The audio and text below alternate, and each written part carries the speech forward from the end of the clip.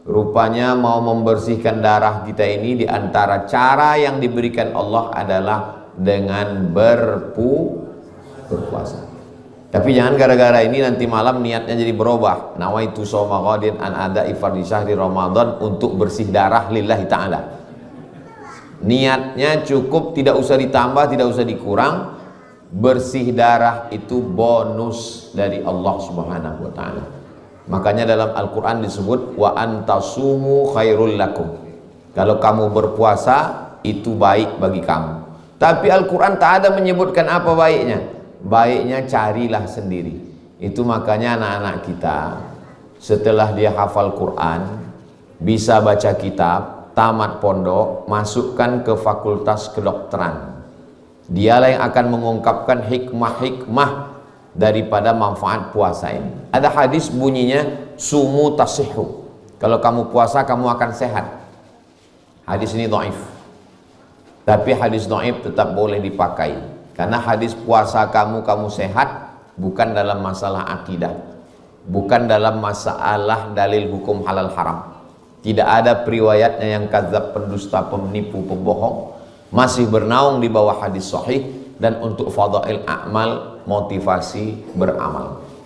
Mudah-mudahan dengan berpuasa ini Bapak Ibu semuanya sehat walafiat. Biasanya orang sesudah berpuasa itu diajak ustadz untuk meningkat. Dengan berpuasa marilah kita tingkatkan ketakwaan. Dengan berpuasa mari kita tingkatkan integritas. Dengan berpuasa mari kita tingkatkan semangat beribadah. Tapi biasanya selesai berpuasa bertambah pula 3. Gula darah naik, kolesterol naik, berat badan pun naik. Salah satu buktinya ini kue kotak sudah mulai datang. Bapak Ibu yang dimuliakan Allah Subhanahu wa ta'ala. Saya bertamu ke rumah jamaah. Sampai di rumahnya saya dikasih selebaran kertas. Ustadz Somad colong baca-baca ini, kata dia. Saya bacalah di kertas. Kertas ini dari Amerika. Tulisannya kata dia namanya fasting terapi. Fasting artinya menahan makan. Terapi, ada terapi namanya menahan makan. Kata orang barat, semua yang kita makan ini racun. Kita minum teh, teh itu racun. Kenapa Ustaz tiba-tiba ingat teh? Itu ku tengok teh mulai datang. Orang barat menyebut gula itu white poison. White putih, poison racun. White poison racun putih. Tapi jangan gara-gara ini segan pula Pak anggota dewan sama Pak ketua minum teh. Tetaplah minum. Saya ada lebih besar pula racun saya lagi nih. Lalu kemudian kita makan rendang, gulai, itu juga racun. Mana racunnya? Kelapa. Kita habis makan santan, minum gula, tarik selimut, tidur 4 jam. AC-nya dingin. Cobalah masukkan santan ke dalam kulkas, membeku. Begitulah darah kita jadi beku. Yang membekukan darah itu 2. Yang pertama gula, yang kedua santan. Darah itu air. Maka kalau air dicampur dengan gula, kental dia. Besok ibu masukkan gula ke dalam kuali, panaskan kompor, gula mencair.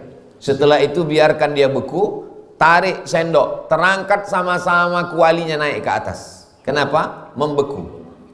Darah kita membeku disebabkan oleh santan dan gula. Saya berjumpa dengan jamaah umurnya 85 tahun.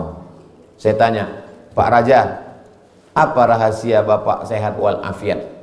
Kata dia, Pak Ustadz, yang saya makan sayur bening, yang saya makan panggang, saya tak pakai goreng karena minyak itu bahaya untuk darah. Sehat itu pilihan, mati itu takdir. Nah, jadi jangan pula gara-gara ini lalu ibu tidak minum teh, tidak makan gulai santan, tidak makan kolesterol, lalu kemudian setelah itu mati, saya yang disalahkan. Sehat ini kita memilih, tapi masalah ajal, orang sehat pun banyak juga mati. Orang yang sudah divonis mati pun tak mati-mati. Masalah ajal ini innama amruhu idza arada syai'an ayyakula lahu kun fayakun. Jadi kata kertas yang saya tengok di rumah jamaah tadi, kata dia semua yang kita makan ini racun. Kita makan apel. Apel itu kalau kita makan, kita belah, tak ada ulatnya. Tapi kalau jambu yang kita beli ke pasar, kita belah, berulat. Kenapa apel tidak dimakan ulat?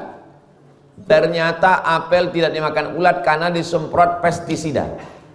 Pestisida itu tidak mati karena disiram pakai sabun. Pestisida tak mati karena mama lemon. Pestisida tidak mati karena air panas. Masuk ke dalam darah, menggumpal menjadi cancer. Tulisannya C-A-N-C-E-R. Orang barat membacanya cancer. Orang kita susah menyebut cancer. Kenapa nih? Kanker. Maka menggumpal dia dalam darah. Orang barat menemukan obatnya, kata dia, mematikan darah. Racun-racun yang ada dalam darah dan dalam daging itu adalah dengan cara berpuasa. Cuman mereka tidak tahu saum, tak tahu dia puasa. Yang tahu dia adalah dengan cara fasting. Fastingnya tidak makan. Karena kalau orang tidak makan, badannya akan memakan dirinya sendiri. Racun-racun yang ada dalam darah, dalam daging, dalam tulang kita itu dimakan sendiri oleh badan kita. Ini tak bisa saya jelaskan terlalu panjang lebar, terlalu detail. Karena kata pepatah Arab, man takallama fi ghairi fannihi atabil ajaib. Siapa yang bicara bukan pada bidangnya, ngomongnya ajaib-ajaib. Jadi kalau ibu bapak nanti mendengar, Ustaz Somad tadi malam cerita tentang kesehatan agak ajaib-ajaib ku dengar. Karena memang bukan bidang saya. Tapi saya bercerita begitulah manfaat dari kesehatan berpuasa. Kenapa Nabi tidak pernah sakit? Karena Nabi berpuasa. Nabi Muhammad berpuasa. Sebelum Nabi Muhammad, Nabi Isa berpuasa. Buka kitab Lukas pasal 18 ayat 12. Aku berpuasa 2 kali seminggu, kata Nabi Isa. Lalu kemudian Nabi Musa berpuasa. Mana Nabi Musa berpuasa? Fatamma miqatu rabbih arba'ina lailah. Malamnya dia bermunajat, siangnya dia berpuasa. Jadi puasa ini adalah ibadah nabi-nabi. Makanya dalam Al-Quran dikatakan kutiba alaikumus shiyam kama kutiba alal ladzina min qablikum. Orang-orang sebelum kamu pun berpuasa. Hanya saja orang sebelum kita itu puasanya lebih berat. Maryam itu puasanya berat sekali.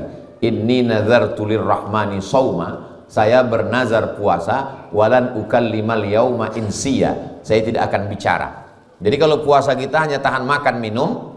Kalau Maryam puasanya tidak makan, tidak minum, tidak bicara. Untunglah syariat Nabi Muhammad ini boleh bicara. Bayangkan kalau puasa kita macam puasa Maryam, tidak makan, tidak minum, tidak bicara. Bagaimana Pak Hakim di pengadilan negeri memutuskan perkara? Bagaimana pula Ustadz menyampaikan kultum? Nah, jadi artinya kita boleh bicara, tapi yang kita bicarakan yang baik-baik saja.